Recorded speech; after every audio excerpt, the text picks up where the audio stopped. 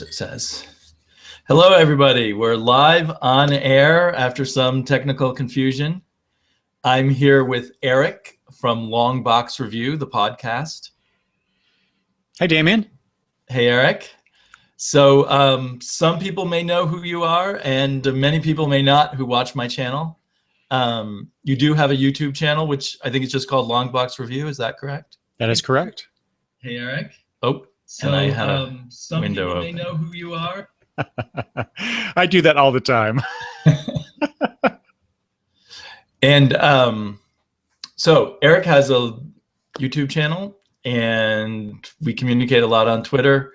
But most people can catch him most often on his podcast, which is also called Longbox Review, right? That's the full name? Yes, I'm not very creative when it comes to naming things. So there you go. Actually, I feel like you have one of the best names. I mean, what's better than Longbox Review? I'm surprised no one had grabbed that name before you. Yeah, I was too when I was fishing around for names because the whole thing started with the blog that I do. It's also called longboxreview.com. So when I was fishing around for what I wanted to call the blog, because I started doing stuff, reviewing comics and whatnot, just on my own personal, it was a Blogspot account. And so then I transitioned into doing, a more formal sounding thing, so I came up with Longbox Review. And I did the search online for anything similar to that. And there was only one thing that was kind of similar. It was called Longbox Radio at that time. Since then, I've come to find that there are many things that have Longbox or some variation of that in their name. So anyway, I didn't want to change. Kind of the perfect one. There's someone else who does YouTube videos called Longbox Weekly Reviews or something along those lines. So I couldn't figure out how to enable the regular chat on the video, but I have enabled the Q&A, and there's a little box on the video that people can click on and ask questions in the Q&A section that should, in theory, appear on the sides of our screens. But my main goal here is to just kind of chat and find out more about Eric's podcast and Eric's comic book collecting.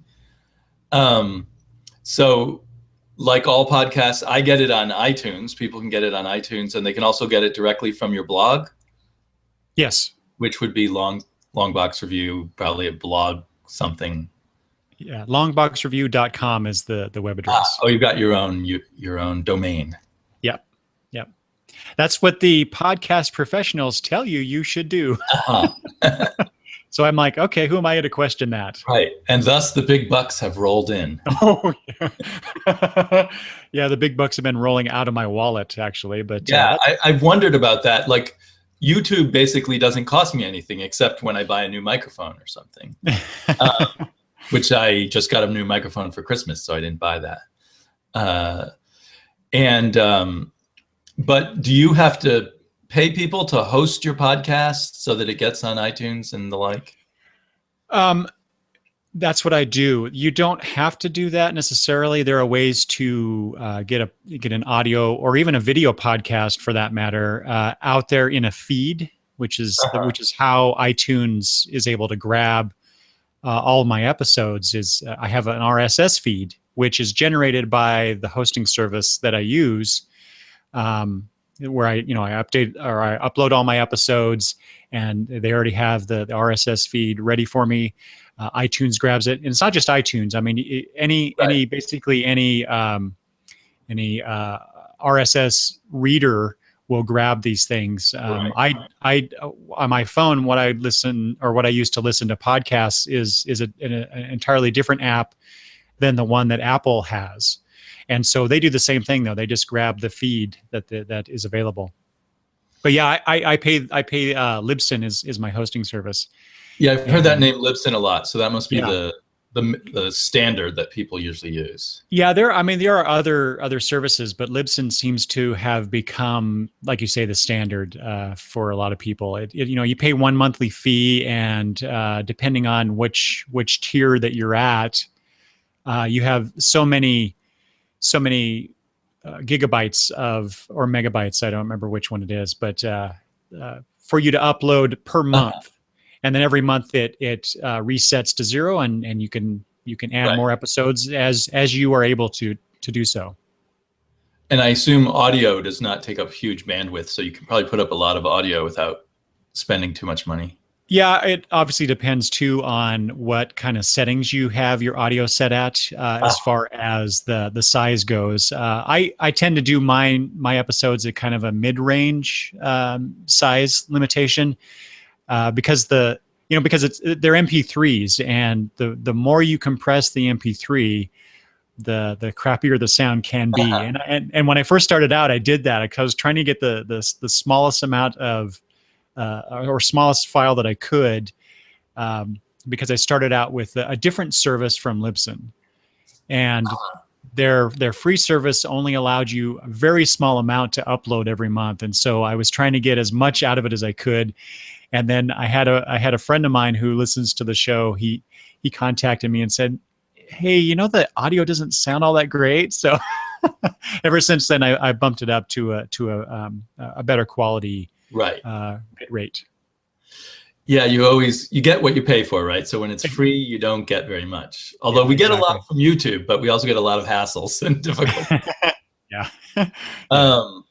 Especially to do these live broadcasts, it seems.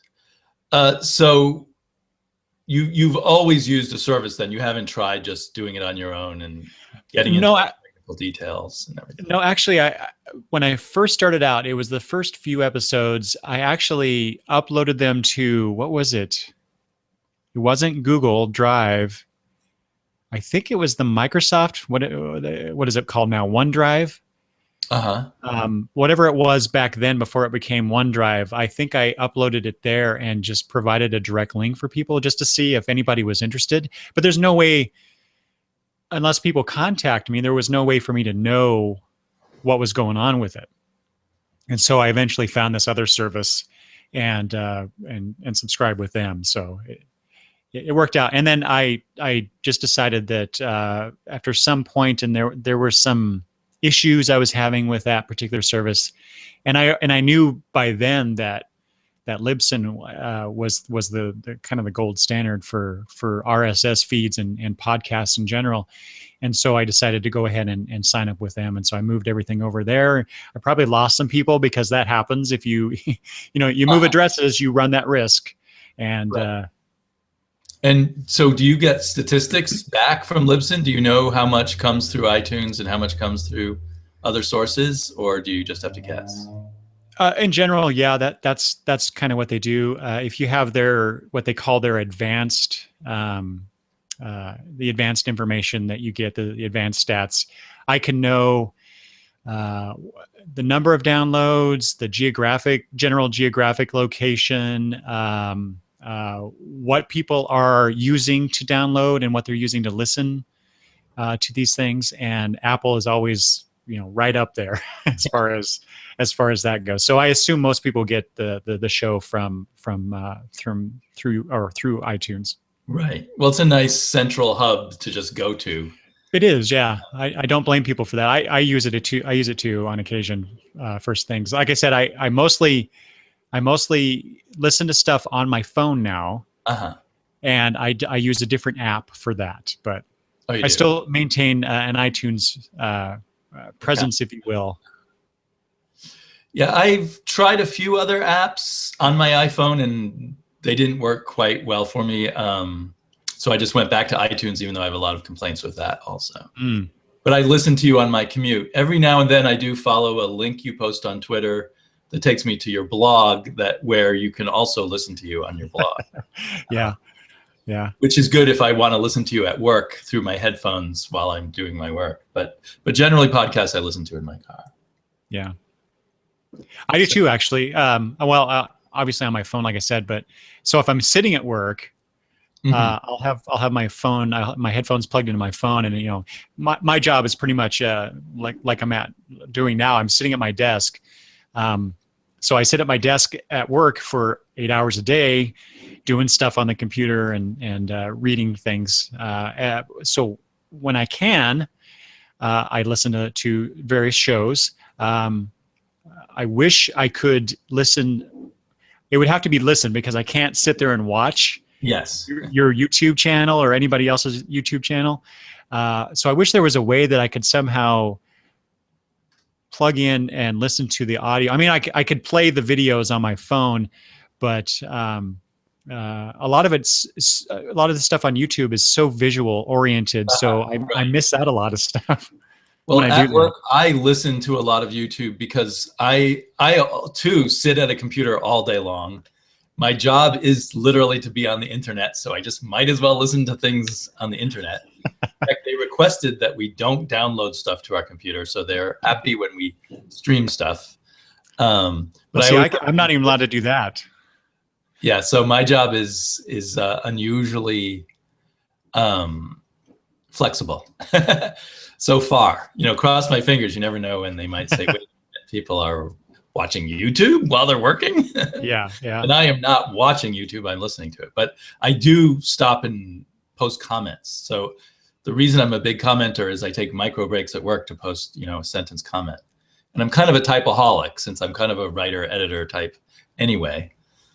So that's interesting. We just got a Q&A. From Wednesday Serial. Okay. He says, when are you starting a weekly podcast talking about the greatest hits of comics past? That's a great idea. I would like to do that actually, but but I don't think I have time for a weekly podcast. Oh my gosh. I was just going to say weekly is just not doable for me. Sorry. I used to try to talk Matt into us doing a review show where we started at the beginning of Spider-Man with the first Steve Ditko days. Oh, wow. I'm not an old comic book guy. So I think he's kind of joking with me about greatest hits. That sounds like Matt. And I'd love to do an issue by issue with you on the Teen Titans, but yeah.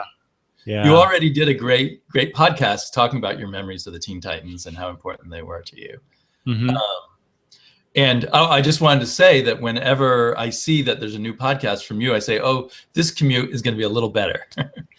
There's a few podcasts that I'm happy when they come out so that my commute will feel faster. Oh, well, thank you. I appreciate that. Oh, and on YouTube, there's an app on iPhones called Tubex, and you can turn it on and then turn off the iPhone. So there's no visual. It's just a black iPhone and hear the audio. Or maybe you've already done that kind of thing. No, I didn't realize that. And they used to let you download the video. So I used to download the video and listen to that on my car drive, but Apple or YouTube doesn't allow them to do that anymore. Oh, that's too bad. That sounds perfect. And so you can just listen to the audio. You can switch, you could play a video game and listen to the audio. But anyway, that's a good, useful app when you just want to listen to audio on YouTube. Well, I'll be downloading that very soon then. Yeah, and I think that, a lot of people do just listen to my videos because they are mostly yammering. I might show covers, but it's not focused on showing covers.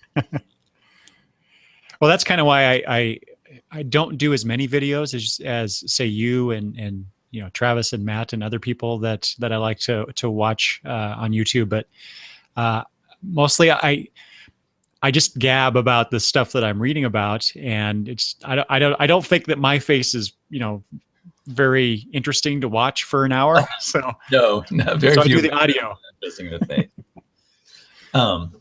Except of course Travis, because you can just watch his beard all night long. Well, with Travis, it's all about the beard. It has nothing else to do with him or what he has to say. Right. It has to do with the visual presentation of that hair. Well, Matt says he is in on my Spider-Man idea, so I guess that'll be a new thing going on one of our channels. There you go. For anyone who's just picked up and doesn't know, I couldn't figure out how to set up the regular chat, but there is a Q&A that you can get to by clicking to a little box in the video that says be a part of the conversation. Is that what that means? I didn't realize that. I'm always nervous to click a box in a video. I feel like it'll take me away from the video. Yeah, see, and there, every time that I've interacted with you guys, I'm always doing it through the YouTube page where the comments are. Right. Well, I think that's better because then everyone can see the comments. But I don't know how I disabled them because I well, as you know, I searched for a way to enable them and I couldn't find it. You know, Travis did tell me one time that if it looks like it's just not enabled, if you add a comment, if you're able to add a comment yourself, that seems to open it up for other people. Right.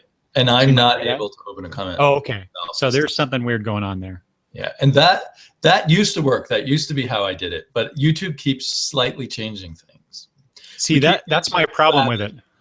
I should mention, I wouldn't know about you if it weren't for Travis, because you used to have him, or maybe you will in the future, have him on your podcast. And he mentioned that on his channel. And that's how I found your podcast. So I'm very happy to find your podcast that way. Oh, good. But that he's Oddfellow Thoughts, for anybody who doesn't know, that's Travis. But I think probably anyone who watches my channel has discovered his channel. So how many years ago was it that you started your podcast? Was that 5? Yeah, just over 5 years ago. And it was basically a way to expand, or was it easier than writing in a blog, or did it feel like you reached a bigger audience? It was a combination of a couple things. One was, I love podcasts. You know, I basically, you know, I discovered podcasting, in, what was it? 2005, I think it was. I just heard about this thing called podcasting, and I thought, well, maybe there's some comic book podcasts out there. And the first one I found was Comic Geek Speak, which is kind of like the granddaddy of all comic book podcasts. And so I listened to them for a while, and there were some other podcasts that I was listening to at the time. They're mostly like fan-based podcasts about various TV shows, you know, like Buffy the Vampire Slayer, that kind of thing. And that show was huge for me back when I was starting to listen to podcasts. And so I got this idea in my head of, well, I could do this, or maybe I want to do this. And like you mentioned, I was doing the blog thing too. And I thought, well, I could transition into doing the audio stuff, because it sounds like I'm kind of a techie, slightly a bit of a techie. Uh-huh. And, you know, so things like that really interest me. And so I thought, well, why not give it a shot and see what happens? And I enjoy it, but it's a lot of work. It's to go back to one of your other questions. To me, it's a lot easier to write about the comics and the stuff involving comics than it is to record something and then edit it. It's the editing that kills me.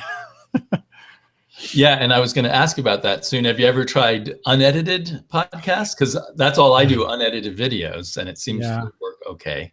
Well, yes, but I don't like the way that I do certain things, which is to say, I do a lot of pausing and thinking as I'm talking. Right. Even when it's just me sitting in front of the microphone. And I will just, you know, my mind will go blank when I'm trying to think of a word or whatever, and it's just I don't like that aspect coming through, because I don't think it makes very good entertainment, I guess. And I have this thing with my voice, you know, I do like I'm doing now, and you know, the ahs and all that stuff. Just those audio pauses that we all make. Mm-hmm. I just like to take them all out. So, you know, but that's just me. I like to do that. Well, I like to get those things out. I just hate to do the work. Right. See, I think if I had to, some people seem to love to edit their videos, and I see a lot of cool editing, but I feel like if I had to edit them, I would do way less videos, and oh gosh, yes, it would inhibit me a lot. Yeah. Do you think over time you say and pause less because of experience? And I wish I could say that. I think I am just merely more conscious of it. And so when I am doing my audio recordings, if I find myself doing that a lot, I will stop and take a long pause and to kind of reorient myself, right. and then go on. But mostly it's more about I have a train of thought and I'm going down it, and I realize, you know what, this is not where I wanted to go with this, and so I stop and I start again, and you know, and then I just cut that part out. Well, and every once in a while I throw out a video and start over. I never have edited, but I will just start over if I totally went off the rails and got distracted myself with some thought that wasn't relevant or the like. So Matt asks, how do you edit a podcast? I assume he means like what software do you use, or how do you approach editing, I suppose might be the other part of that question. You've already told us you're looking to cut out pauses and cut out parts where you go off track or say too much. Mm-hmm. Yeah, I because I'm a cheap guy. You know, I'd rather spend all my money on comics. I try not to spend too much money on other things. I use Audacity, which is a free audio software.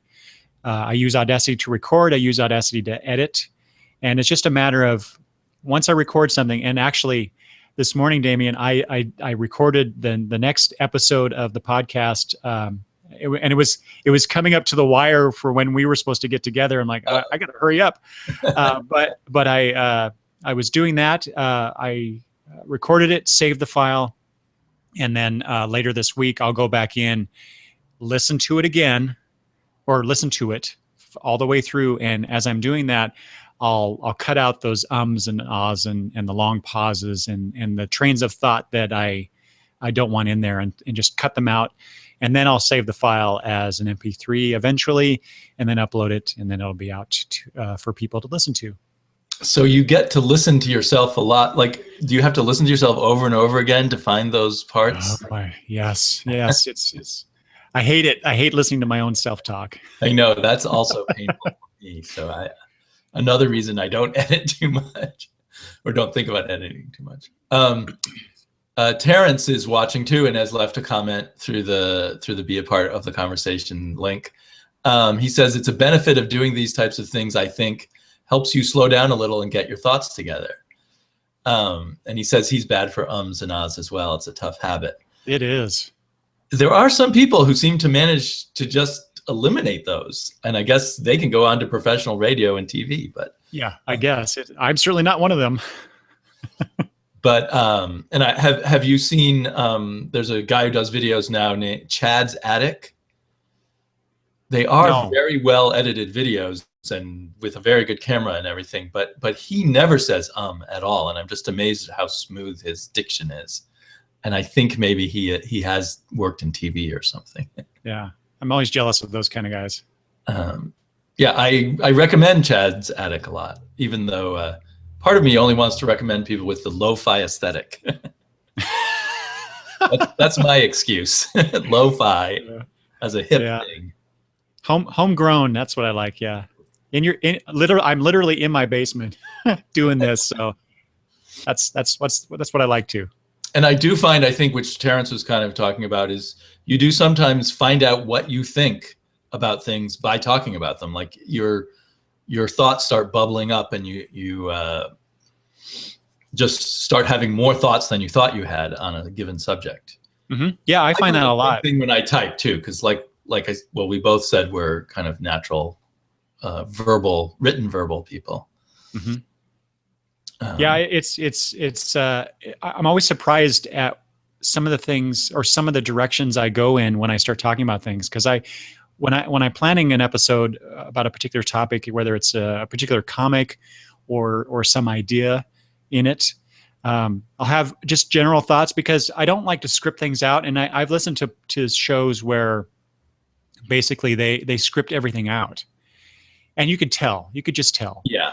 And I've always preferred, even when I was in school and doing, you know how we have to do speeches, impromptu speeches. I don't know if it did. I wonder if they still do that, if speech is a required component of school nowadays. But no, I haven't heard about it, but it might depend on the school district and stuff too. Yeah, but I had to do it. Did you have to do that too, Damien? No, I did not. Oh, okay. Well, I did not in any. Well, maybe I moved schools so often. It might have been in one or two that I did. Okay. But I had to do that. And one of the things that I found over the years was you take notes, certainly, do an outline, but I always preferred to do more off the cuff type of stuff, less real preparation, and just get up there and be or sound a little bit more impromptu, which is why I do all the verbal tics that I don't like to hear, because I'm formulating the thoughts as I go. But I don't know. I think it personally, I like to listen to that kind of entertainment because it seems more real and there's more truth in what the person is saying, because they're not coming at it from that scripted standpoint. This chat app is really weird because it keeps moving the comments around. But Todd Gimpy204, who does a great YouTube channel and hasn't put up videos lately, he says that he says, if I edit, I will delete the whole thing. And so and I kind of feel that, like, if I have to listen to myself too much, I'd probably delete it. But he says he'll make small cuts at the beginning or the end. And that, I probably should try that, because that's probably a clever thing to have a good intro and a good outro, if I had more time. Mm-hmm. Yeah, I agree with that. And Todd's, for anyone who doesn't know Gimpy204, you should check it out.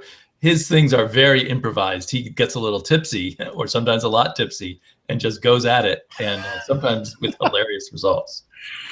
You know, I'm always impressed with people who, because I listen to a few podcasts where they are drinking as they're recording, mm-hmm. and I don't know how they do it, because there's been a few times where I've, with dinner or whatever, I've had a beer, and then I come down and record, and it just doesn't seem to do me any good to drink and talk at the same time. So anyone who can accomplish that and do it well, more kudos to you.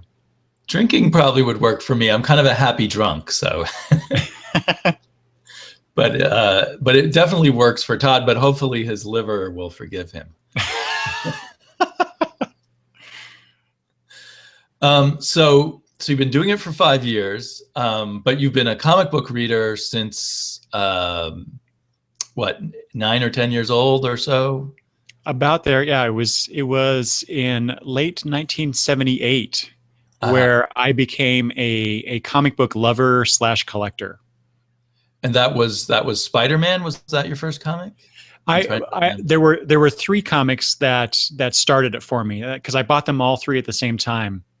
One was Amazing Spider-Man 187, and that is the one where he fights Captain America, and they both end up going up against Electro. And that's where I first read about and found out about what the plague was, the bubonic plague. I had no idea what that thing was until I read that comic. So anybody who says that comics can't educate you, I will fight you for that. The other one was Marvel Tales, which was a reprint comic of the Amazing Spider-Man, and that particular issue was the reprint of Amazing Spider-Man. I think it's 121, where Gwen Stacy dies, where Green Goblin knocks her off the bridge and Spider-Man tries to save her. Yeah, talk about starting out your comic book reading with that issue. Right. And then finally, I have an issue of the Avengers. I think it was 177. It was the very final part of the Korvac saga, which, the cast of characters in that comic was just amazing. It had not only the Avengers, but you had the Guardians of the Galaxy show up, and there were some other characters involved with that story too. And everybody dies, and it was just an amazing experience. So yeah, those are the 3 that got me started, and I haven't stopped ever since. Since no one else, I don't think anyone but us can see the comments this way. Todd also said that he and his liver are not on speaking terms. But so back from his liver to your comics. So did you, were you already friends with Travis then? Like, were you guys in school together all that time, or was that later on that you met? That was a little later on. So that, like I said, that was 78. I was in the 4th grade. Travis, I met a few years later. So I think that was 8th grade that he and I first met, and then it was the following year where we became very close friends. And was comics involved in that, or was that just happenstance that you also both liked comics? Well, that's a really good question. I'm not sure of that. I remember being introduced to Travis by someone. I don't remember who that was now, and I hope Travis sees this and he can let me know, let us know. But I'm sure that very quickly after we met, we discovered that we had this mutual love for comics, and that and various other things that we had in common too. Just kept our friendship going all this time. I guess the reason I'm kind of curious about that is because we all know Travis pretty well, and I never had real life good comic book friends. So YouTube is my first experience of that. So I just get curious about people who did have good comic book friends. I know Todd had his twin brother, if not other people also, that he used to make comic books with. But for me, comics was a very very, very solitary experience. So then you eventually, Teen Titans became your #1 comic for you as a kid. Oh yeah, yeah. That and the Legion. So if if I had to pick #1 and #2, it would be New Teen Titans was #1, and the Legion of Superheroes was my #2 comic. Yeah, for sure. So you started with all Marvel, but switched fairly soon to being more of a DC guy. Yeah, I'd say that.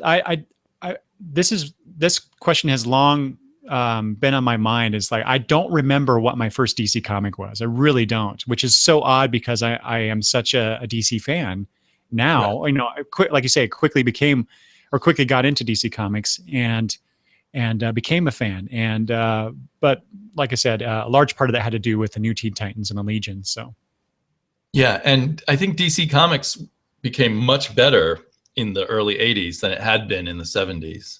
Oh yeah. So I think when you started looking at comics in the '70s, there probably wasn't really very many good DC comics. Perhaps, yeah. Because I remember, well, since I'm about 8 years older than you, I came back to comic books at college during ages 16 to 18 being too cool for comics and needing gas money, I guess. See, I would always let my gas tank go really low before I would give up comics. Well, you were smarter than me. Anyway, it just seemed like DC that had been very mediocre in the '70s kind of took off again in the '80s. So yeah. That was a good time to become a DC fan. And eventually they, I assumed did you read Swamp Thing at the time when that was coming out? I didn't. And that's always been one of my regrets is that I never got into, I heard the buzz about it, as the series went on with Alan Moore. I assume that's the version you're talking about. Yes, that's what I'm talking about. Because that I think started at 81, 82, 83. I'm not sure quite when. Yeah. So no, I never got into that. It was Sandman that really got me into the more, quote unquote adult comics, right. The more mature reader type stuff. I did get Hellblazer a little bit, not like Travis did. He was really into that one. As he has famously said to me on a few occasions, he doesn't understand how people who read and loved Sandman could not love or read and love Hellblazer. To which I then years later agreed with him, but I never got into it like he did, and so yeah, I missed out on Swamp Thing, and in fact, I still haven't read everything having to do with Alan Moore's Swamp Thing. So that's one of the things that I need to take care of in my trade buying. It's nice to have a few of those things that everyone says is a classic that you haven't read yet, so that you can have something to enjoy in the future in a way. I still have never read Preacher.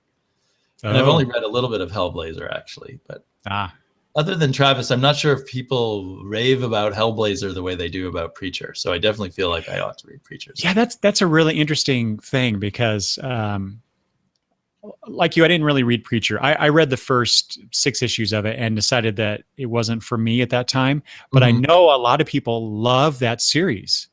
Right. Obviously, they're doing a TV show, so there's going to be more interest in that.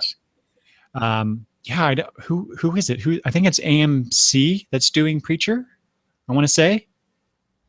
Which I can't imagine how they're going to do that book, but Then again, that's what people said about Walking Dead too. So Right. but yeah, so there's a lot of people that love Preacher, and I'm trying to, in my mind right now, I'm trying to compare the two, Preacher and Hellblazer, and to me they're like different sides of the same coin, so to speak. Yeah. But I think they're both worthy comics to enjoy, especially Hellblazer. But that's mostly because I've read more Hellblazer than Preacher. So yeah. Well, and so probably then, like a lot of people, you got into the more adult comics in the early '90s with when Sandman kind of opened that up. Yeah. That early it was pre-Vertigo days, but what eventually became Vertigo. Right. There were a ton of stuff, especially written by people from Great Britain. Yes.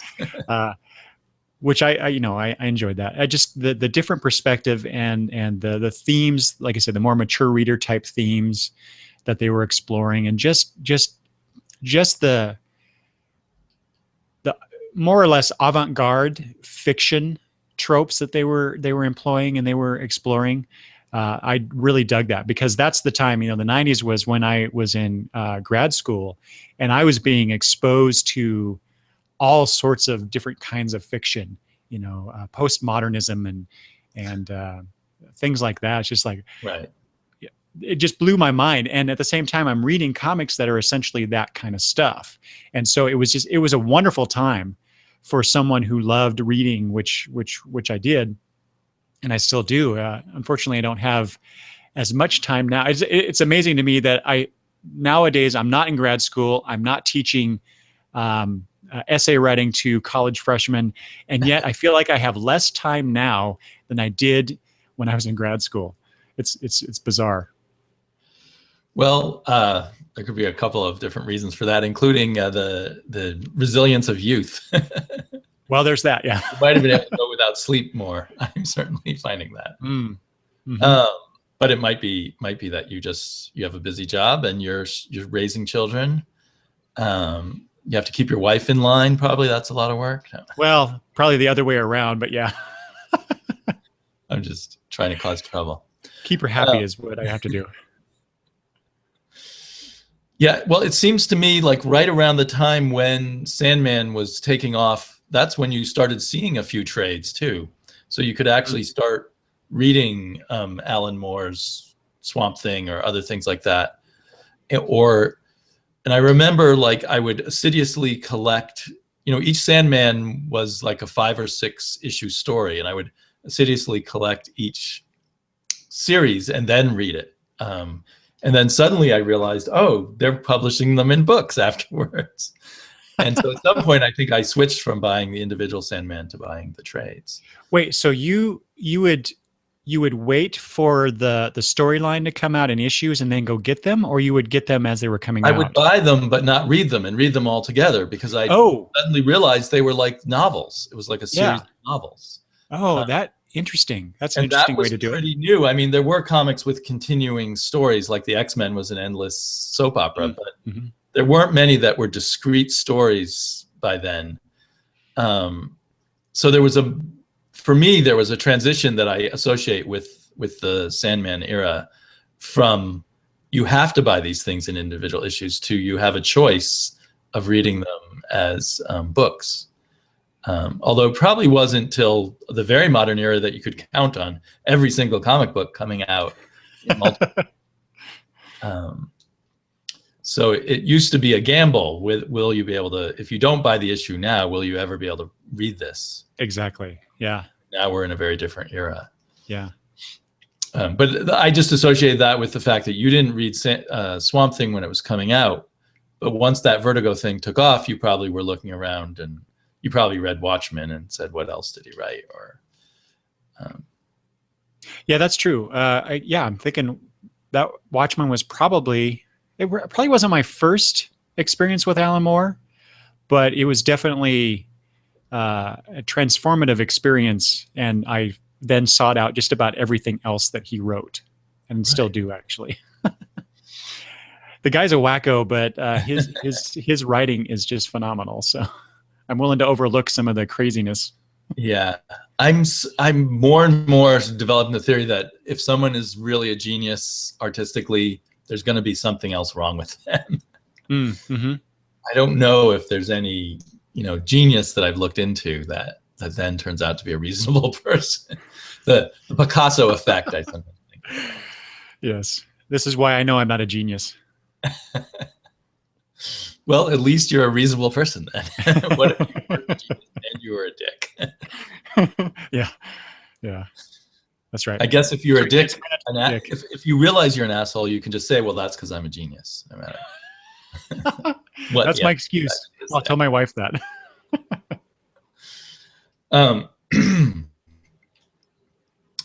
So during that period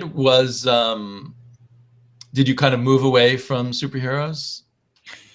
A little, but not because I wanted to. It was more, like I said, I was in grad school at that time, so money was tight. And even though I didn't stop getting comics monthly, the amount of issues that I could afford to buy were pretty slim. So I did cut back quite a bit and bought more Vertigo stuff than I would than superhero stuff, I'd say. But I was still getting superhero stuff. I think Definitely Nightwing I was getting every month. As far as other titles, nothing's jumping to mind, so I'm not sure. I'm sure I was getting a few things here and there, but I don't remember exactly what it was. So superheroes have been a constant ever since I've been collecting. So was there a period where you experienced returning more to superheroes just because maybe you were making more money in your case? For me, I pretty much left superheroes and then came back to them. Yeah, like you said, it was in the 2000s. I was done with grad school and I got a really good job and getting a lot more money than I was used to. So we were paying off our debts, and it's just the things that happen when you get older. That's the only positive thing about getting older, right? So I was able to start buying a lot more comics and a lot more superhero comics because I just love that genre. I haven't ever not loved that genre. Yeah, I guess I got that sense as we talked about. I was on Eric's podcast talking with him about Danger Club, and I could tell I was talking with someone with a deep love of superheroes, particularly sidekicks. Yes. Yeah. And your love of sidekicks, I think, from your podcast comes from your early days reading Teen Titans. Is that the start of it? Yep. And maybe that helps being a DC guy because they have a lot more sidekicks at DC than at Marvel, I think. Yeah, that might be one reason why I was more attracted to that company as opposed to Marvel, for sure. So, and in your most recent podcast that I've heard, you talk statistics. So like that 50 people in 50 different countries listen to your podcast, which I thought was really cool. Yeah. And also you talk statistics about how many comics and trades you get each year. I wish I tracked mine now because I can only guess. But you cut out 300 comics. You went from 1,000 to 600. No, what was it? From one year to the next, something like that. Yeah, something like that. Yeah, no, yeah, I think that's about. It was almost 1,000, and it was more like 600 in 2015. So yeah, about 300 fewer. And was that conscious? You've been consciously cutting back comics, or just a little bit? It was, even though, like I said earlier, I'm making more money now. I still have to budget, or not spend too much money, so as to not displease my wife. And in part, I mean, there's only so much you can read in a day, right? Yes. So that's my big problem. I'm buying more than I can read. Exactly. So am I. Here, since we are a visual medium, this here, we're getting the camera there. This is the stack of my 2-read stack right now of comics for the last few weeks. And part of that is because, the holidays, and I talked about this on that episode, but part of it was the holidays where I just couldn't get to them.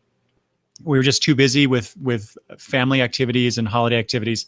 And so they just stacked and stacked up. And also I got a little lazy and started watching some TV instead of reading. So I have all this stuff to read now.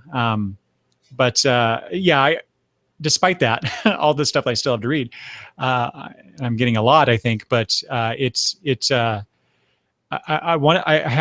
did make a conscious effort in 2015 to kind of scale back a little bit. So instead of pre-ordering something that, caught my interest in any way, which is what I was doing in a few years previous to that, I decided, you know what, I'm marginally interested in this, so maybe I shouldn't get it. And maybe I'll wait for the trade, which is what I've decided to do. So really, it's not that I'm cutting back per se, it's that I am deferring the purchase to a later or a future time. Well, and since I've made my sort of comeback to being a really big, very active reader and buyer of comics, I've rapidly filled up my room in the past 5 years with so much stuff, and comics back issues or most back issues are so cheap.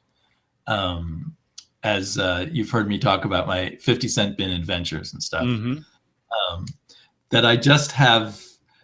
I'm wondering now, if I keep going like this for another 10 years, where will I put all the comic books? I mean, I'm buying so many, there are those sales where I bought 140 comics at once, what do I do with that? Yeah, I'm wondering the same thing. I've got, I don't remember the number now. I counted it before, but I've got 4 stacks, or it's 4 high stacked of drawer boxes, and they're like 3, 6, 8 wide. So there you go. I've got that many, and I still haven't put everything away that I've been reading recently.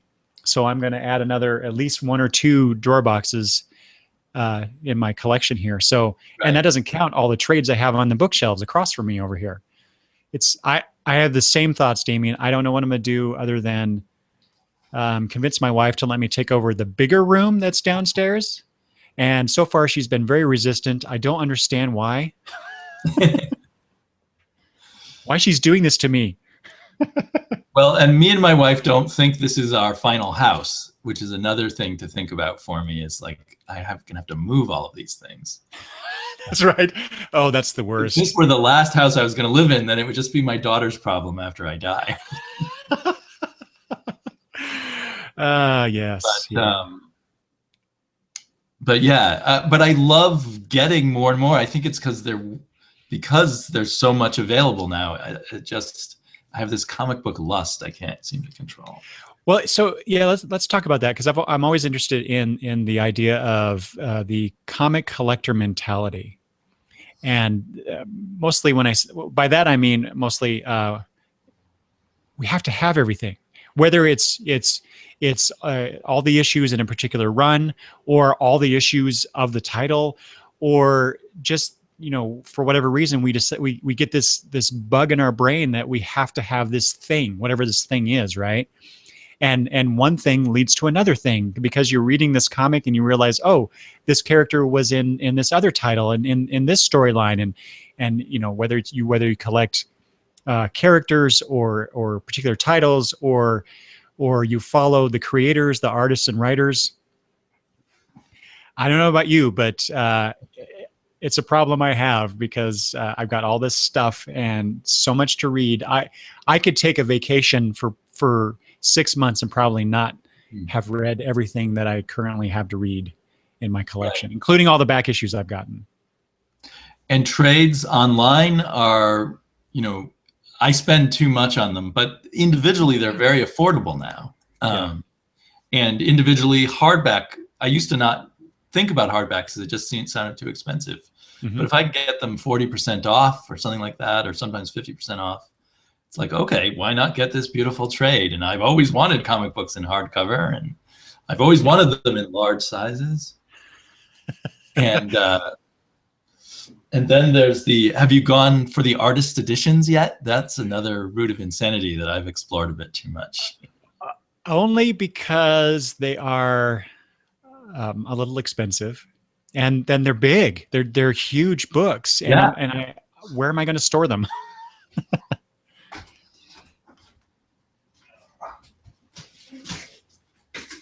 I have to store them in my closet next to my boxes, but I love them, and I just keep getting more. Wow. And it's worth the money, but it is a lot of money. Wow. Look at that.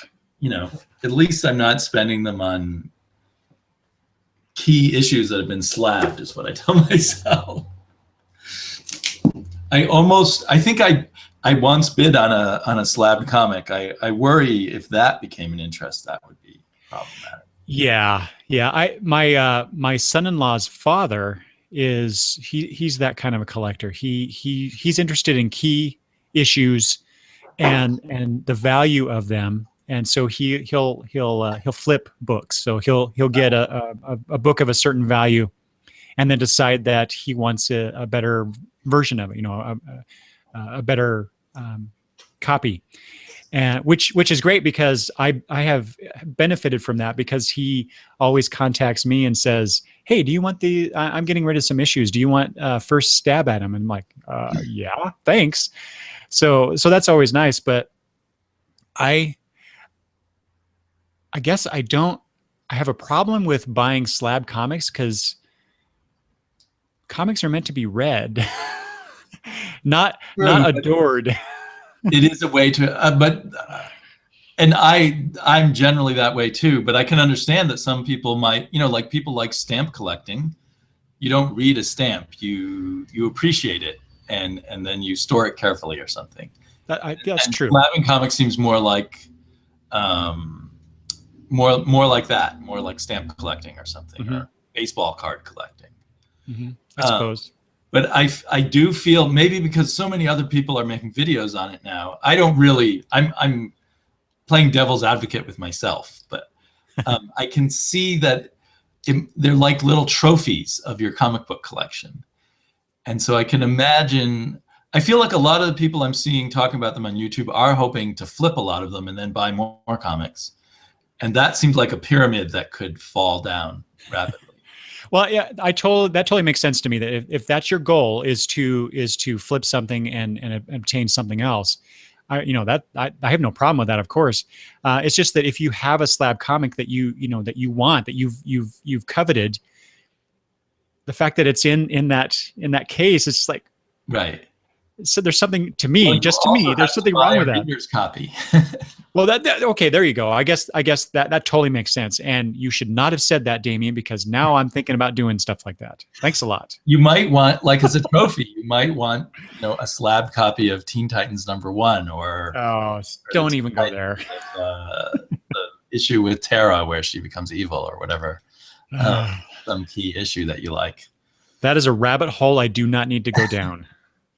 And I'm not suggesting going down it at all. I'm just thinking there's always higher levels of spending money in this. And I do wonder how many people, though, really want the slab comics versus want to invest in comics, and where that's going to lead. I worry about more slumps like in the 90s. I think because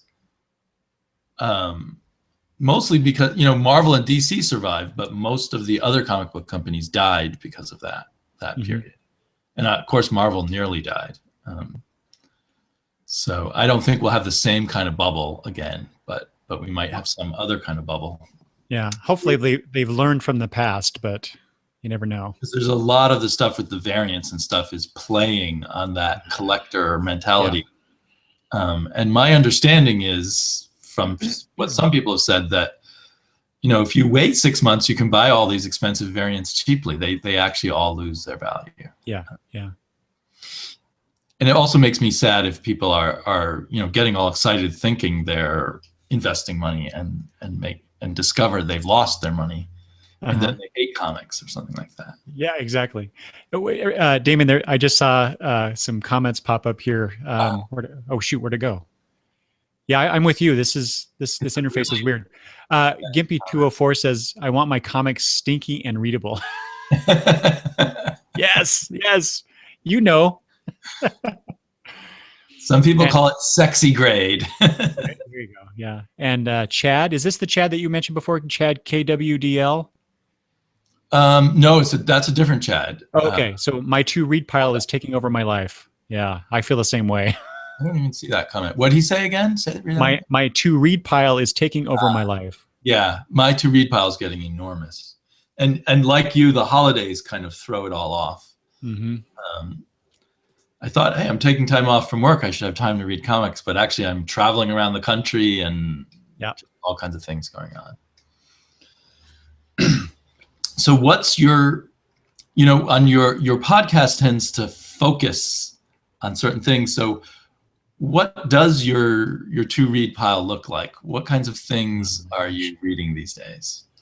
Wow, that's a great question. I'm not sure how to answer it adequately. Well, let me start. Are you on the Batman bandwagon since you're a DC guy? Not really. After I was getting Batman. Yeah, there you go. I was getting Batman, the Snyder Capullo Batman, until the end of that storyline where he, we thought maybe he died, but then it turns out he actually didn't, but his memory was gone, and Gordon is now, quote unquote Batman. I'm like, that's the previous arc, Endgame, I guess. Yeah, Endgame, that's right. And so I decided to take a break from Batman. You made a good choice. I think really? This has been the arc I wish I had taken a break on. Oh, okay. I actually took a break on Zero Year and just read that in trades, but I've really been enjoying Batman and Robin. Have you been getting that? Given the Eternal? Yeah, sorry, Batman and Robin Eternal.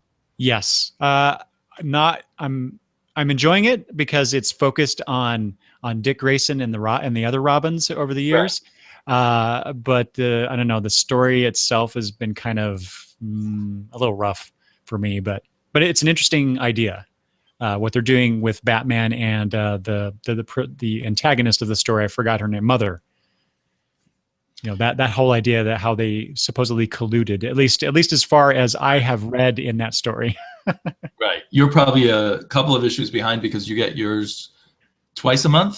Is that what you do? No, actually, I moved. Like I said, I mentioned earlier, I have a budget, and as long as I stay under that budget, as far as the individual issues, if I can not go over that budget and get them weekly, I will do that. So fortunately, I've been able to get my comics weekly for the last few months.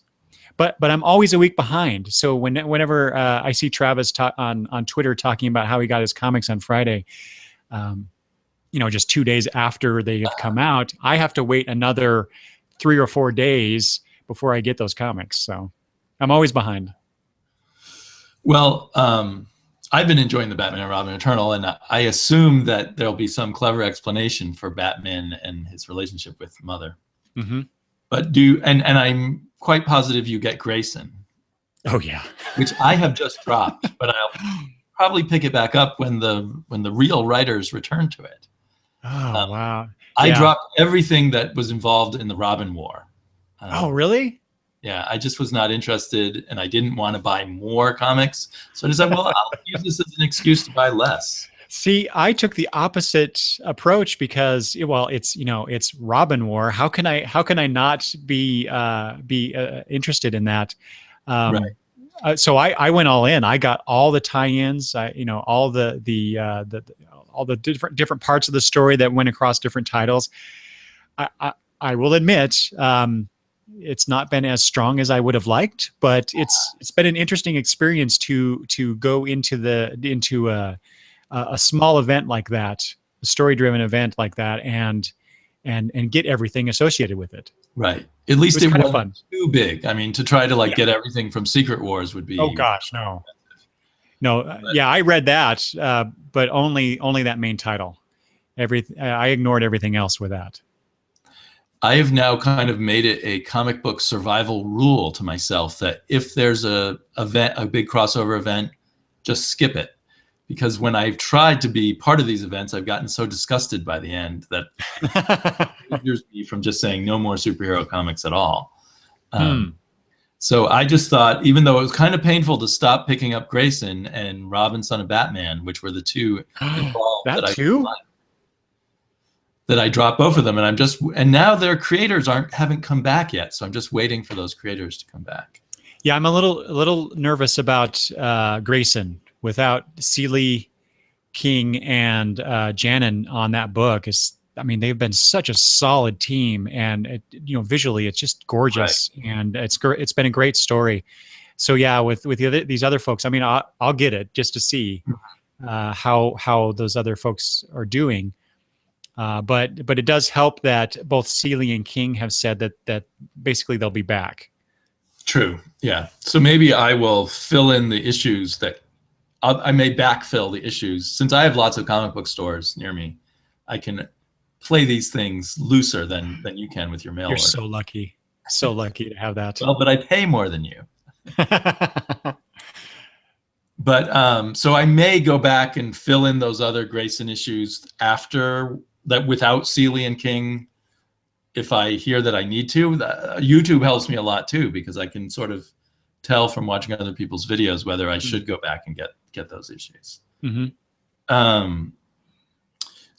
But I'm more upset. I can't tell if Gleason is coming back to Robin, Son of Batman, because I really have liked his strange little run on that comic book. Yeah, if he's not coming back, yeah, I don't know how long I will stick with that book too, because he's been a huge part of my love of that book. And one of my least favorite DC writers has been writing the last 2 issues. I think Ray Fawkes. Ray Fawkes. Oh, okay. I just have had a lot of bad luck with Ray Fawkes. Mm. And I've heard that people really liked his Gotham by Midnight, but yeah, I only got that one because of the artist. Well, I got it because I bought the first half because of that artist, and then I dropped it. Yep. But then I hear the second half is really great from a lot of people, so I may pick it up someday. Did you by any chance grab the retro Swamp Thing? I did. I have to say though, Damien, I haven't read the whole issue. I was reading a little bit this morning before I started doing my own recording. I'm not sure about the characterization of this Swamp Thing by Len Wein. It was pretty questionable, wasn't it? Oh, you thought so too? Yeah, but I loved this, but in a very meta kind of way, in the sense of being an old reader looking back. Although I don't think he had this personality when Len Wein first wrote him. Not that I recall, but I can't say that I've read enough of Len Wein's Swamp Thing to say for sure. But I've read all his Swamp Thing, which was a short run, but I don't remember it that clearly anymore. I remember liking it a lot. But they characterize Swamp Thing as I don't know. He comes across as more of a whiny 20-something. Yeah, he's kind of got these annoyed sounding quips a lot. Mm-hmm. Like he says, "Damn, I hate it when he does that." Or I'm just trying to. I loved the art. It really. Oh yeah. I mean, it's totally Kelly Jones style, but it really also lines up nicely with the old Bernie Wrightson kind of thing. Yes. Well, and that's the main reason I decided to go ahead and pick it up. Was because of the Kelly Jones art as opposed to Len Wein's involvement. But before I read it, I was thinking, yeah, this would be cool to have one of the co-creators of the character come back and revisit. But yeah, Kelly Jones is just awesome. Right. And I felt this kind of art actually looks better on the modern slick paper. That it had so much black in it that it used to get kind of lost on the newsprint. I agree with you. Yeah. But the writing. I assume he's doing this on purpose. I mean, it's so doggedly retro, with the long descriptions of the swamp in the caption boxes and stuff. You're looking right at the swamp, and he's doing a long poetic description of it. That's so. You're right. It is. It's totally 80s comics style.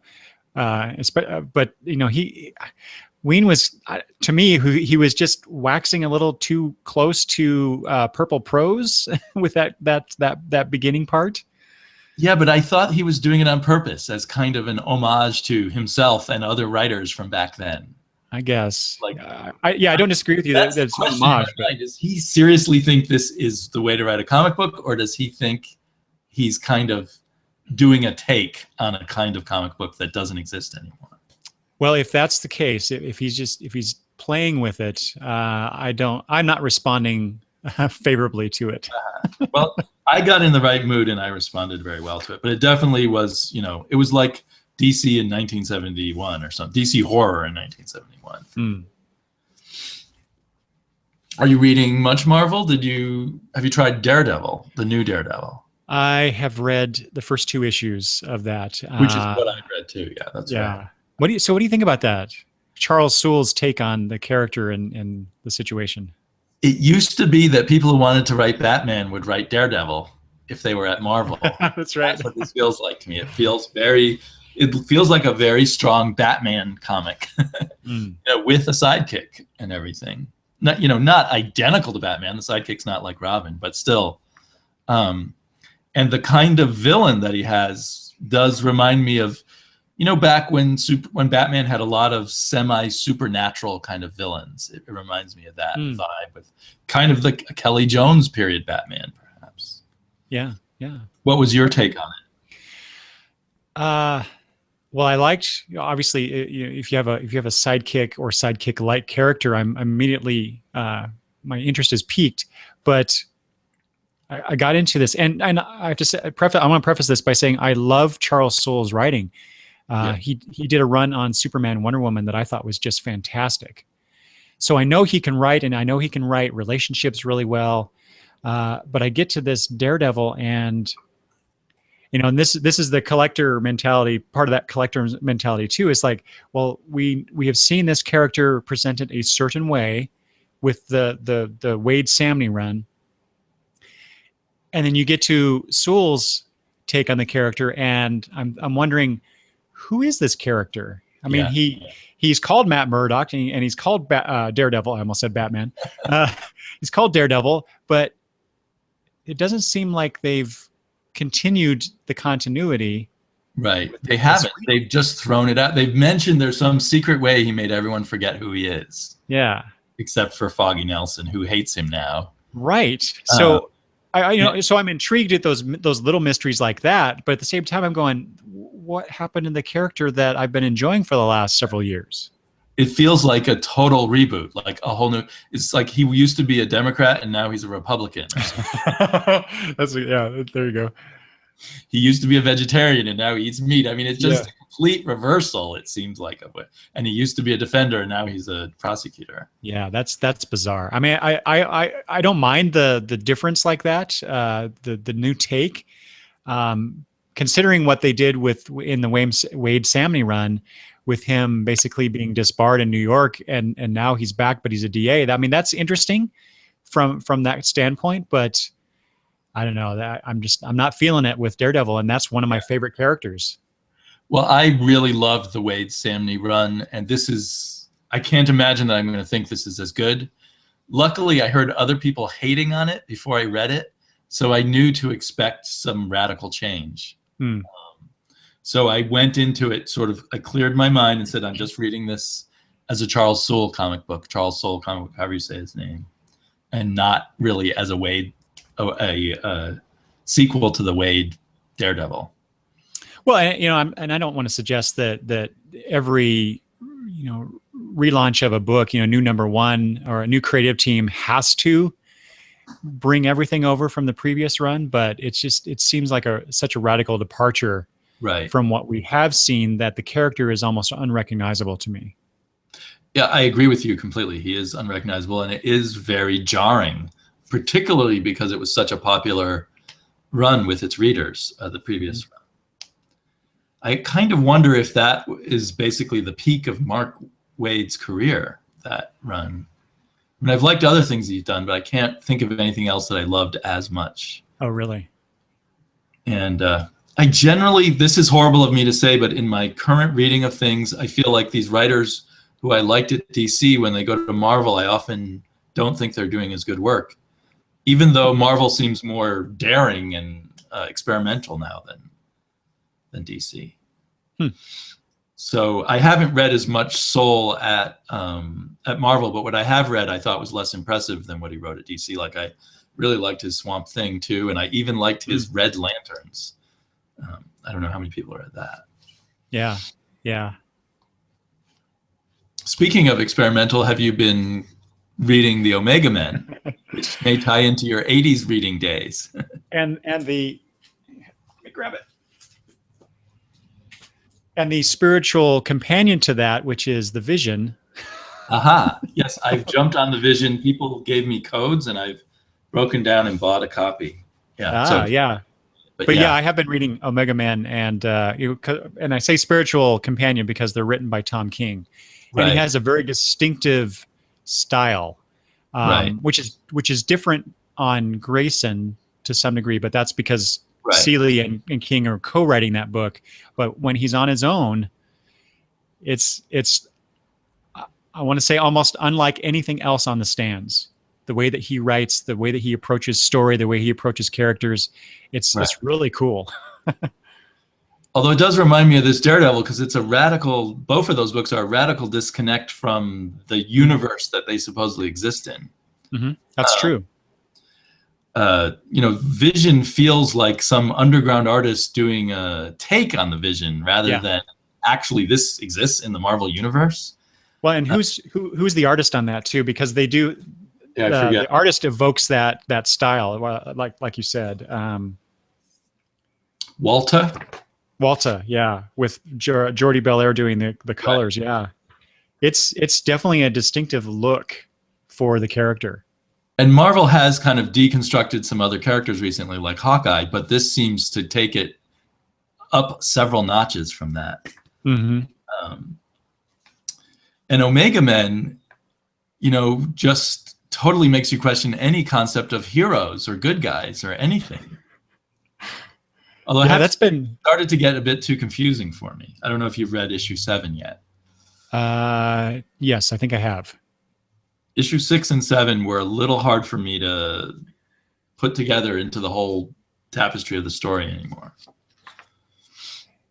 It is interesting though too how King is incorporating the Green Lantern. I'm blanking on his name. Kyle Rayner. Yeah, in that story, and how Kyle is being affected. Based on what I know of Kyle, which in the New 52 isn't all that much because I haven't read a lot of the Green Lantern stuff. And I know that people thought he was dead after some event in the Green Lantern books, but then he showed up alive here in the Omega Man. But it's been an interesting examination of that character through this story and how he's evolving in his morality, I guess, is a good way to put it. On Twitter, Oddfellow Thought says, I would heckle Longbox Review and Sleepy Reader, but chat is disabled. Yeah, I purposefully disabled chat. I spent hours trying to disable chat and finally figured out how. Or actually the reverse. I don't know how to enable chat. We do have the Q&A thing where you can click on the box. But I'm not seeing all the questions, because Eric, you saw some questions like from Chad that I didn't see. Do you see any other new ones? Let me just check real quick. Oh yeah. Here we got some. Well, yeah, the way that this is organized is just all over the place. And I'm not going to get new ones, and I'm supposed to be the master of this project. Going back to the conversation about Hellblazer, Larasa commented that her husband, after reading 5 first issues of Hellblazer, loved it. The first 5 issues of Hellblazer, he loved it and asked if he can get more. She needs to get her husband reading more comics. Yeah. I think she's the comic addict in the family. Let's see here.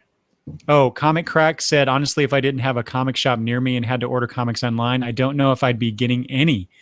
Due mainly to things like you mentioned, event fatigue and the like. Except that's how I do. That's how I get all my comics is online. Except for the back issues, of course. But although I do get some of those online too. With the steep discount you get, you can buy a lot of comics online, and plan it in your budget, right? You can say, okay, I'm going to spend $100 and you can get a lot for that. Thank goodness for, I know, I always feel like I'm shilling for the company, but DCB Service has been a godsend for me getting so many titles because of the discount that they provide. It's just amazing. And it's such a good service too. Right. And we were talking about in the 90s, the Vertigo books and whatnot. Gimpy says, in the 90s, I was reading Yummy Fur and the Doll. Should I say that out loud? I don't know what Yummy Fur and the Doll is, but now I want to find out. I think Yummy Fur was the Chester what's his last name?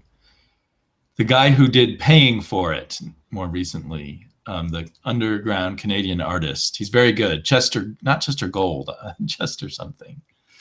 I used to get Yummy Fur too, and other things, or collections of it.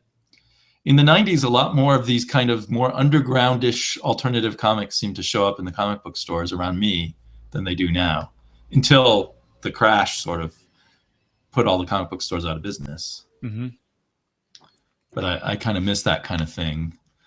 Like I was talking with someone about Adrian Tomaine. You know him? Chester Brown. Optic Nerve. Chester Brown, that's who I meant. Yeah. Yeah, Gimpy just provided that. Yeah. Chester Brown is excellent, actually. His Paying for It was kind of disturbing, but it's about how he gave up on love and decided to just use prostitutes. Sounds like an interesting book. There's that whole thread of confessional or autobiographical comics that I think has kind of faded away a bit, but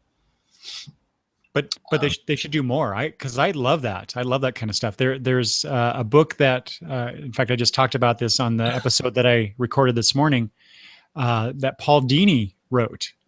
Really? He did an autobiographical one? Yeah, and so so I don't know if anybody knows the story. I didn't until I read this solicitation, but apparently he got attacked at some point back when he was doing the Batman animated series, and so he had a long recovery process. And so this book is not about an autobiographical examination of his life at that time and how his relationship to the Batman character with his job and everything and his love for the character, how that affected that time period in his life. And so I'm very interested in reading that. I should look for that. Yeah. Yeah, James Robinson, did you read his Airboy? That was slightly autobiographical. Yeah, I did not. Yeah. Did you read that whole thing? Yes, and I got a kick out of it. I didn't feel it was, as honest and daring as some people said, but did you say you did read it? No, I did not. I for some reason decided not to. I think I was kind of waiting to see what other people were going to say about the series, and maybe I'd pick it up and trade. But I don't know. I based on what I've heard from some, I'm not all that interested yet. So if you tell me that I should pick it up, I probably will. It's a matter of taste. I mean, in it, he kind of at times admits to being a hack, which is kind of an interesting thing. And he kind of admits to being a horrible husband. But I think he's actually kind of on that level showing off, look what a bad boy I was. I did naughty things. I got oral sex in bars from transvestites and that kind of stuff.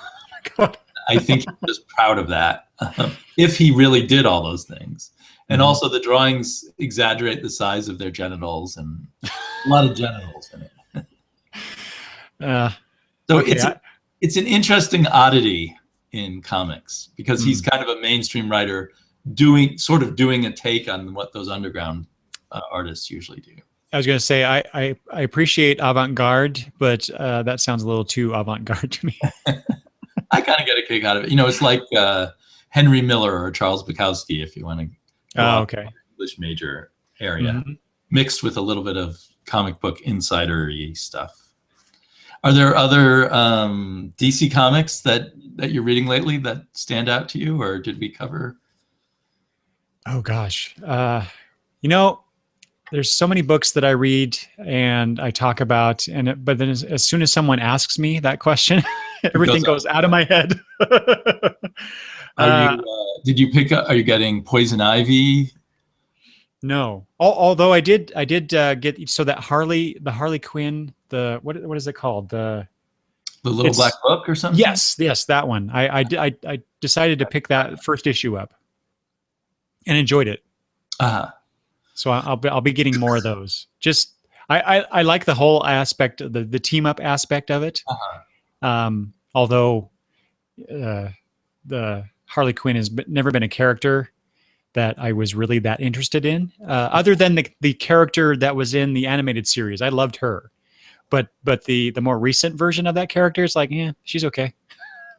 I know I probably enraged a lot of people out there. Because she's hugely loved in the comic book world. Right. Well, there's the kind of Deadpool aspect to it. Like she's the favorite comedic character of the moment. Uh-huh. Mm-hmm. But I think there's also now there's a lot of women readers out there trying to look for female characters that give them something more than just your standard comic book female character. And I haven't read enough of the current Harley Quinn to know whether, and I'm not a woman, to know whether they're doing a good job appealing to that. Kind of along those lines, I do get Starfire, even though it's not quite appropriate for my daughter because she loves Starfire so much. And some issues I read ahead and decide we're not reading that issue together. It's not like certain kinds of disturbing violence. And they're not terribly violent, but they are violent enough. And there's lots of sexual innuendo. Okay. Yeah, I did pick up a couple issues, but only because Grayson showed up in them. Uh-huh. Yeah, I haven't read those 2 issues yet with Grayson. Yeah. But it's kind of weird to see that character that originally came from Teen Titans now having an existence. She's never been in the Teen Titans in the New 52, I don't think. Although, I think you're right. But given Titans Hunt, that limited series that's going on right now. I haven't looked at that. Yeah, they are. I think they're trying to bring the Teen Titans as we know them or knew them back into the fold, if you will, and that may include Starfire to some degree. So I'm wondering what the heck's going on there. This is Grayson in that too? In the Titans Hunt? Yeah. Yes. This is almost a golden age of Dick Grayson. He's in almost every comic book. I know, it's great, isn't it? What was well, and he's in Night. What's his name? That guy who used to be a Wildstorm character, Night. Midnighter. Midnighter. He's in Midnighter a lot, but he's just appearing all over the place. It's pretty wild. Yeah, given the fact that Dan DiDio wanted to kill off Dick Grayson several years ago. I know, it's almost like they're playing a joke on DiDio by putting him everywhere. Right, and I'm all for that joke. Go right ahead. But he's everywhere as Grayson, not as Nightwing or as Robin. Are they? Do you want them to bring him back as Nightwing, or do you want him to stay as Grayson? That's a good question. I was going to say I'm fine with whatever they do with him, but I also one of the things I like about Dick Grayson, the character, is that over the years, starting with New Teen Titans, they allowed him to evolve and grow and get older and have that experience inform what kind of a person he is shown to be. Whenever they revert, like they did with the New 52, he was still Nightwing, before the New 52, but when they brought things back for them to be younger, sort of, I felt like they kind of stepped back a little bit in his growth as a character. When they moved him to be just Grayson, to be this spy, I felt like they moved forward a little bit. So if they put him back in the Nightwing costume, I don't know. I'm a little worried about that now that you brought it up. Do you have any sense? I just can't figure. I love the Grayson comic book, and that has sold me on his character. Like, I was just not someone who had followed his career. I'd not read Nightwing and such, but it sold me on Grayson. So I like his character a lot, but I can't quite figure out why they're using him so much. If there's some master plan there. No, I don't know. It boggles my mind too, and why so much. I think a lot of it has to do with just the success, just the general success of the Grayson title, and just the fans' love of that character. Right. They were affectionately called themselves and were known as Wingnuts. So, it's a good question. I don't know what they're going to do with that or why they're doing that, but I'm happy to experience it as it continues. I wonder if it's selling even better than I realize. Because while we can sort of see those sales charts that some people post online that come from Diamond, we don't know what the digital sales are. We don't really know Mm-hmm. what the trade sales are overall, in the bookstores and such. Mm-hmm. But it does make me wonder if maybe he's been a big hit on digital or something. Because that's where Marvel's Ms. Marvel is such a big hit. She's an okay seller in the comic book shops, but she's enormous digitally, apparently. So Comic Crack said Deadpool and Harley Quinn, 2 characters that make me groan. Never enjoyed either. Agree with the Quinn of the animated series, though she was entertaining. And Manuel Noah, who is new to me. Hi, Manuel, or Manuel. Manuel. Have you guys read Tom King's Sheriff of Babylon? And I have been trade waiting on that. Oh, okay. I've read the first issue. I had the second to read. That first issue blew me away. I was just impressed by again, it's Tom King. So he's telling a really cool story that's based on, I shouldn't say that where he's pulling in his own experiences being a member of the CIA in Afghanistan, I believe. So just that alone got me interested. But then reading through the issue and the characters that he has and their interactions and how everything is connected between the characters and here in this plot point, and it was just an amazing read. There's a lot in that first issue, so I like that. I like the density of the information that I'm getting out of that. And I'm assuming Manuel likes that, and that's why he asked. Yeah, I've heard a lot of good things about that, and there's so much good Tom King. It makes me wonder: is he going to burn out, or is he going to be like the next big genius in comics? Well, I hope he evolves into that, because I respond more to him than I have other Wonderkins that we've seen. Like I've never been the Scott Snyder fan that I know that some people are. I'm not a Jeff Lemire fan like some people are. Just those names that you hear in comics these days, where everybody seems to be gaga about their work, and I'm like, yeah, they're okay. And for me personally, Lemire started off well, but he's kind of flamed out as a writer of mainstream comics.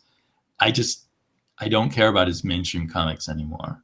And even Plutona that he's doing, I don't know if you're reading that, but no. Plutona at Image is kind of a meh experience, although I like the art. So yeah, it seems like so far Tom King is looking like he could just keep getting better and better, rather than becoming a hack or something, which I guess is what I am secretly saying about Jeff Lemire.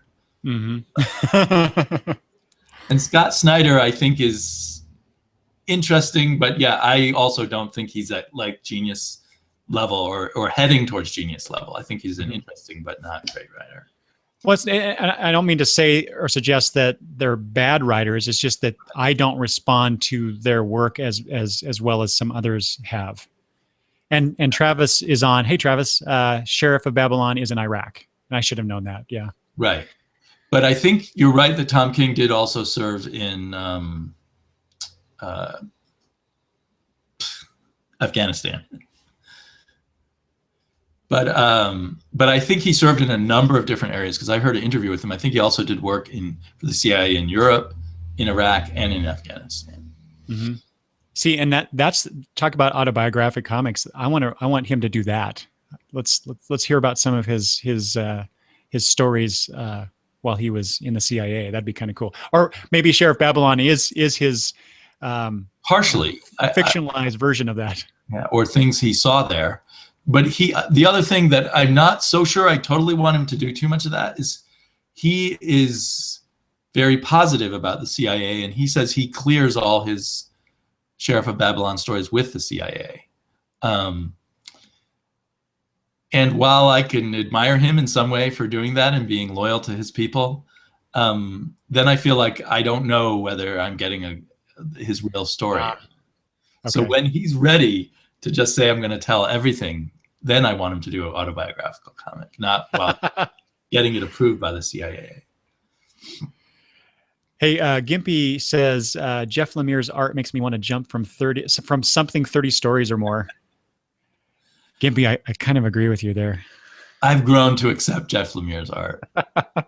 If you can handle Yummy Fur, you can handle Jeff Lemire, I would think.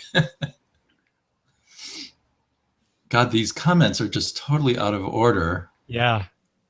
And I have to keep reloading the Q&A to actually see them. I'm not sure if there's any other new ones. Not that I'm seeing, but anyway, it's fascinating to be a comic book reader and watch these guys evolve. And having seen it happen before, you know, seeing some people become brilliant and some people just disappear. It's just interesting to conjecture. But Tom King seems like the guy to watch at the moment and see what happens. Mm-hmm. Mm-hmm. Are you reading much Image? I read a lot of Image. Lazarus is a huge book for me. Black Magic just started. That's really cool. Those are both. Yeah.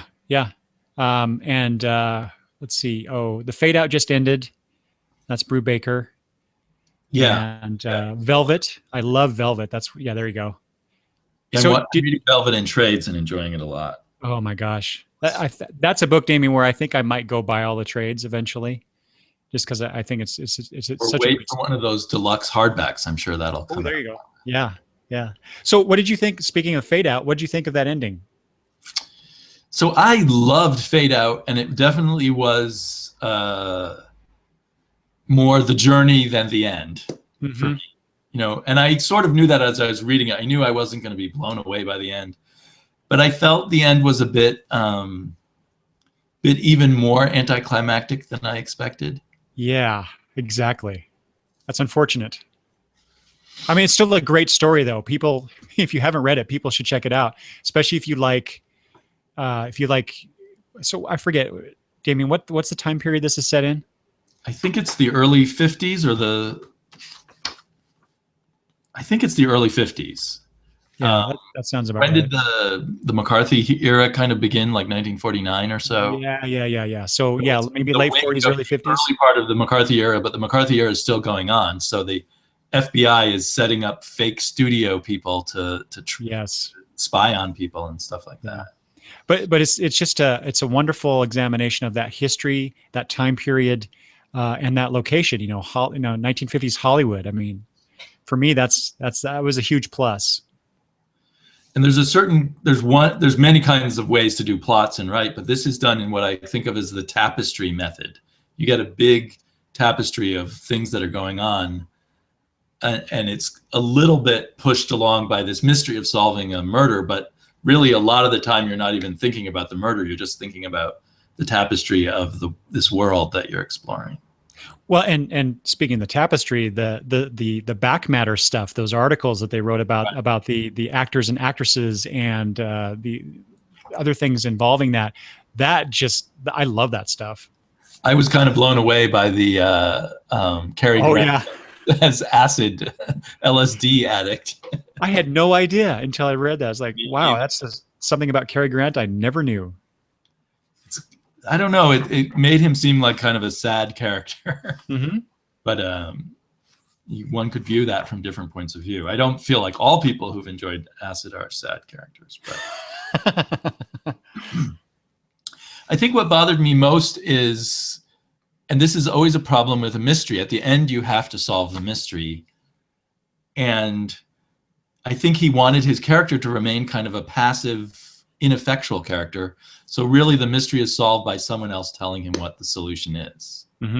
Which is an odd choice. Right. For a mystery story. Yeah. And I don't know if that was a cop-out or if he really feels this is what fits what he was going for.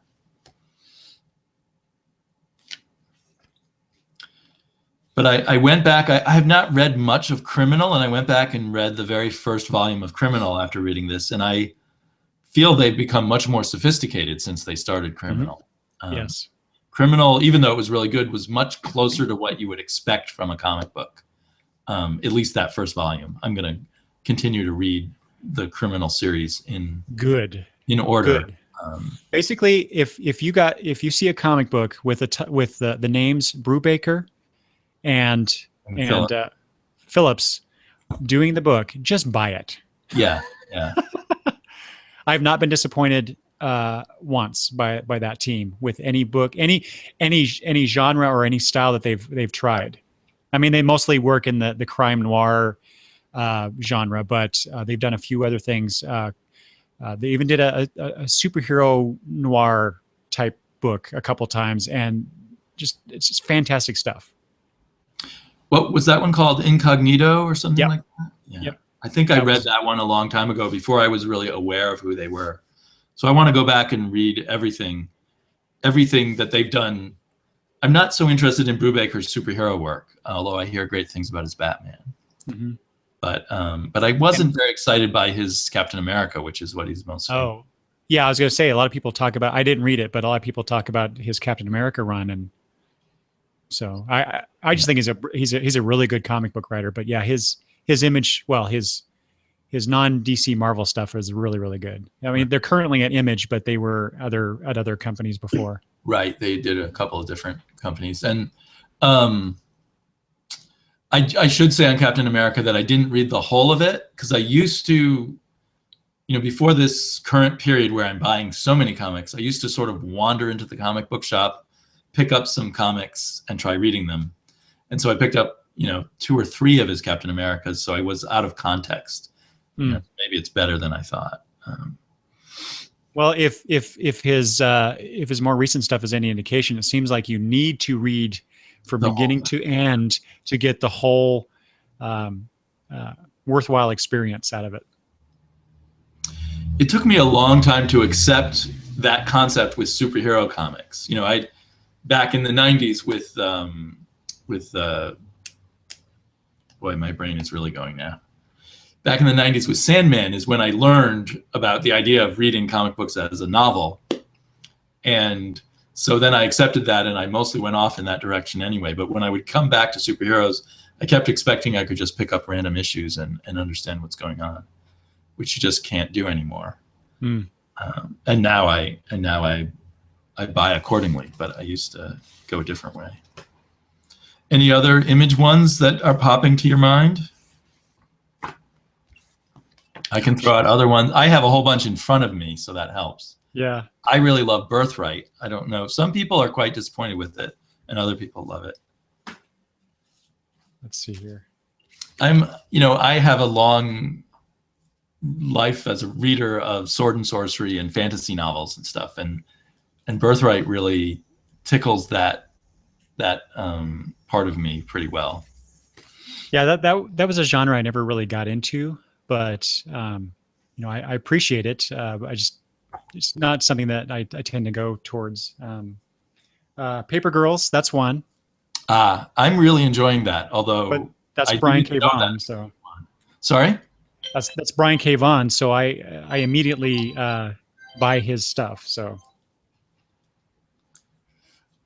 So he's someone you buy everything by. Did you get We Stand on Guard? Yes. Yeah, that was an interesting book. I was really looking forward to it. And then I found out it was not an ongoing. It was only a 6-issue story. Mm-hmm. And the way that it ended in kind of the finality aspect of it surprised me. So I'm curious if they ever go revisit that universe again. I kind of took that to be Brian K. Vaughan playing outside of the normal Brian K. Vaughan mode and just sort of seeing what happens or something. Well, that's a good way to think of it. And I was half annoyed by the feeling that I had to hate the United States, but I appreciated other aspects of it, and I certainly loved the art and the coloring was amazing. Oh, yeah, exactly. That stuff was just beautiful to look at.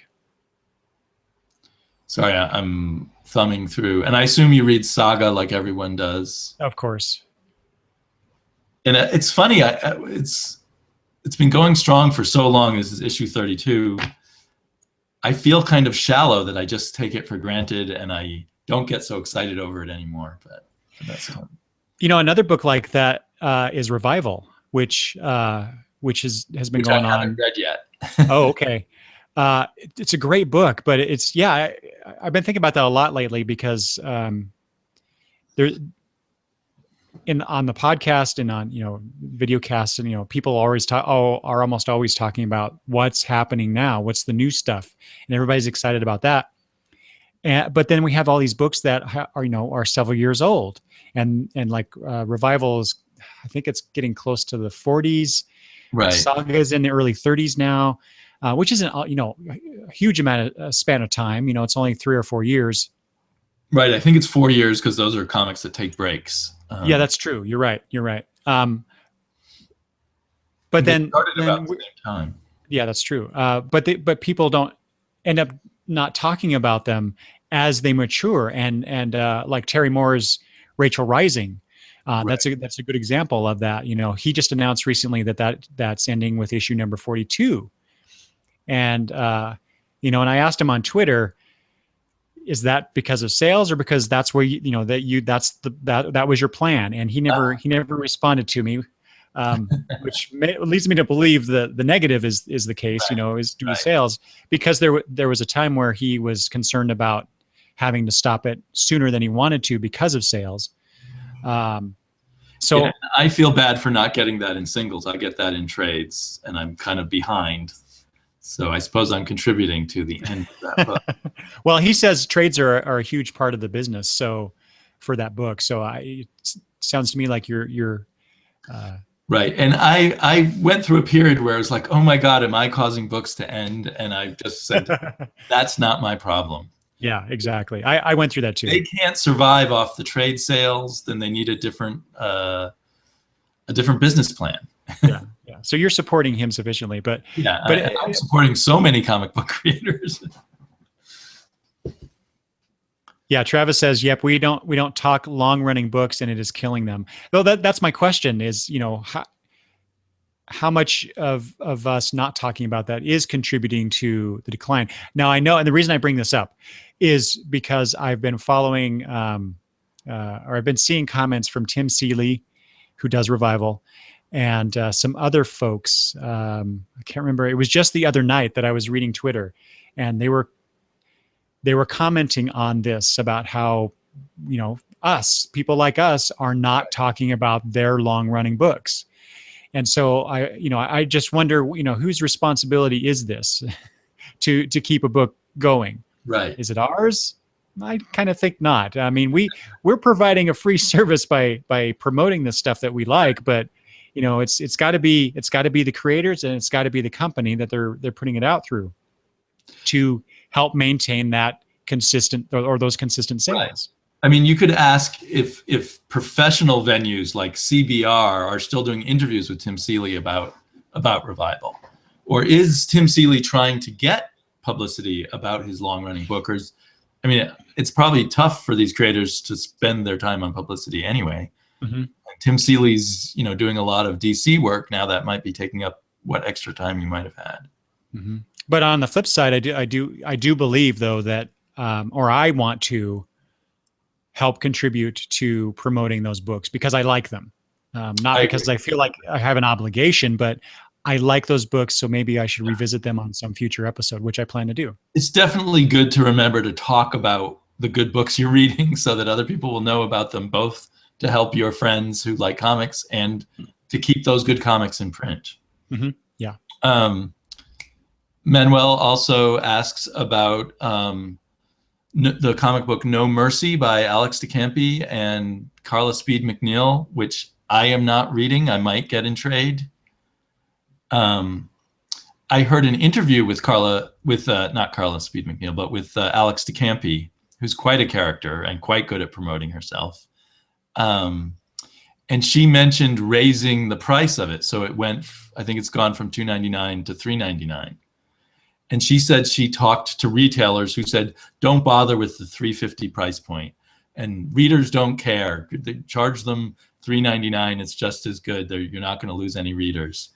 I had thought about picking up the trade, and if I liked the trade, switching to the monthly of that one because of Jared Osborne on YouTube talking about it. But when I saw that the price went up and I saw that comment from her, I thought, I'll just wait for trades entirely on this. So probably that book won't be going for a long run, perhaps. Unless they're making enough money by raising. I don't know. Yeah, it's so hard to know, or to find out this kind of stuff. That comment though, the $3.50 versus $3.99. This is just me, of course, but if I see a comic, two comics that I'm equally interested in, let's say, yes, all things being equal, I will order that $3.50 book over the $3.99 book any day of the week. So I'm sure that comic book shop person knows his stuff, but from my perspective, it's I don't understand that. Well, it's quite possible that people running comic book stores aren't paying as close attention as they think to these micro currents in sales. Mm-hmm. Because I definitely stick with books that are $2.99 quite a bit longer than if they're even $3.50 or definitely $4. Like I've stuck with this one, Southern Cross, which is interesting, but I think I would have, I might have easily dropped it. But it was $2.99 and I was already halfway into the story, so I just kept going. It's written by Becky Cloonan. I don't think many people are reading it. And now that I've got to the end of the first arc, which I thought would be the end of the story, I'm actually saying don't bother to buy the trade. So in this case, I guess it doesn't help her that she got me to read it. But it was okay. It was pretty art and everything, but it just ended with one of those cosmic endings that isn't an ending. Maybe she has something else interesting up her sleeve, because I thought it was going to end with issue 6, but there's something. It says, next, the search for the Southern Cross begins. So I guess the story continues. I don't know. Now, as I look at it, there's kind of some cool stuff going on. So maybe I might, if it's still $2.99, I'll probably keep buying it because I enjoy it enough. Ooh, that does look cool. But it really helps me on Birthright. I think if they raise the price to Birthright, I'd probably say, I'll wait for the trades. But at the margin with a $3 book, it's like, I enjoy this enough, even though it's kind of written for the trade, I'll just buy it now. So I don't know. As the prices go up, I'm going to be reconsidering the sort of trade versus single issue balance. Yep, me too. I'm not going to stop reading comics, obviously, but some people might. One oddity in my current reading, I just jumped on Spawn.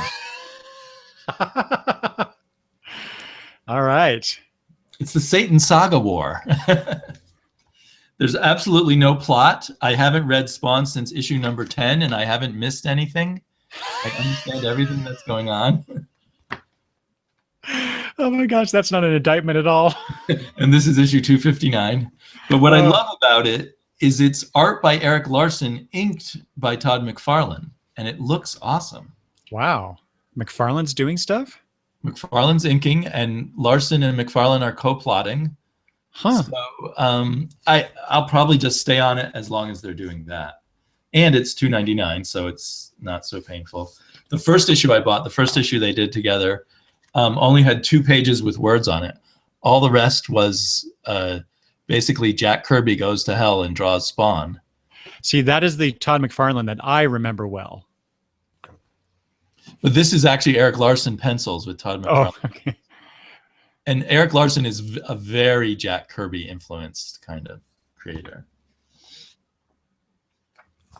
So I've been enjoying it for the art, but I can't buy. I'm not going to buy 100 issues of something for the art, but I might buy 3 or 4, maybe even 6 issues because I love the art.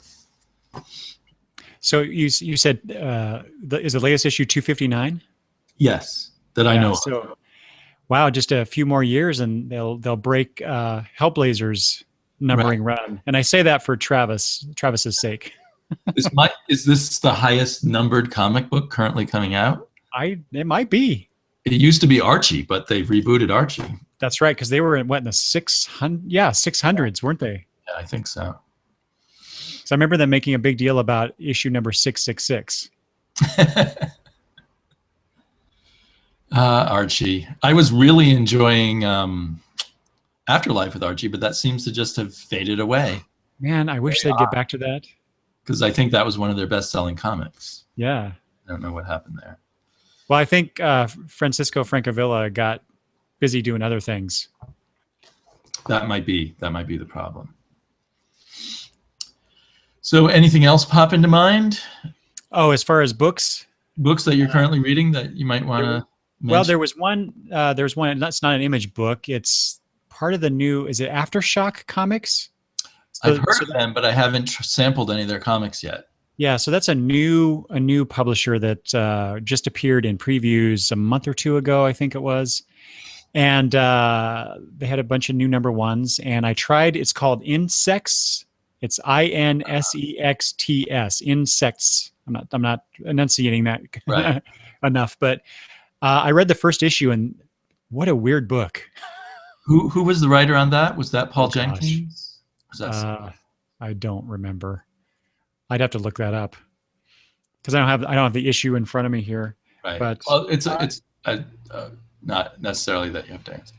I'm looking through the Q&A once more, trying to see if I can find any that I haven't seen before. It's Marguerite Bennett, who's the writer, and Ariella Cristantina, I think, is the artist. Those are the two names that I'm seeing anyway. Yeah. Yep. And colors by Brian Valenza. Anyway, it's a wonderfully designed book. It looks really cool, and it has this weird aliens vibe to it. So I like the genre blurring there a little bit. So we'll see how it goes. I decided to take a chance on this new publisher, new number one comic, and I've not loved any Marguerite Bennett books that I've picked up, and I think that's why I didn't pick that one up. Yeah, but she's still a pretty new writer, and she might, suddenly become really good. Well, and even if you don't appreciate her comic work, you should follow her on Twitter because she is hilarious. Oh, really? Okay. I love her tweets. She, I believe, is one of the proteges of Todd Snyder. Someone who he teaches at Sarah Lawrence College, and every once in a while, that's where James Tynion comes from, and that's where Marguerite Bennett comes from. Oh, okay. I didn't realize that about her. I knew Tynion. Sarah Lawrence writing class. Okay. And I think there's one other person who comes out of his Sarah Lawrence thing. I once dated a girl at Sarah Lawrence. It's a weird place. So I won't go into that any further. I'll just leave it there. You have a connection to Scott Snyder then? No, well, it was probably before Scott Snyder was born.